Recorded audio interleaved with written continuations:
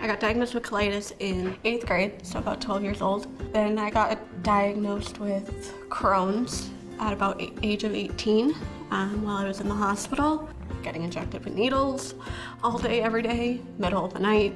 I don't like taking medication. I stopped taking it. I'd hide them, throw them away. I hated needles. Hate needles.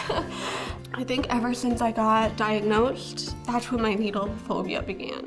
The tapping of your arm before they take blood. I can't. I start bawling my eyes out. It was scarring, for sure. About 8 years ago, I had a colonoscopy, and then I was diagnosed with Crohn's at that point. You just get into a point of isolation as well. I think that's the best word to describe how I felt. It is a very isolating disease. I was diagnosed with Crohn's. It will be my first time doing injections. I know the first dose is going to be 4 injectors.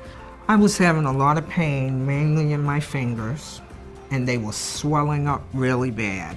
And sometimes I couldn't even use my hands. And it came out that it was rheumatoid arthritis. My biggest fear was the injections. That was the biggest thing. Just sticking yourself with the needle, it was just hard for me. I just couldn't get used to it. Needles for me are real horror. Unfortunately, my wife has to do it for me because I can't really bring myself up to doing something like that. I don't like the looks of them, I don't like the feel of them.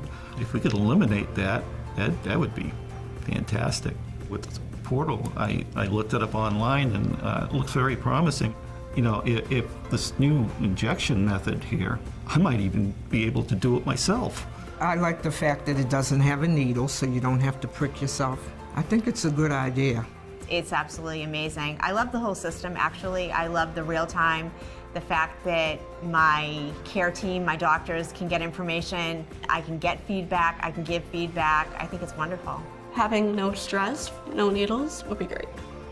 Absolutely fantastic.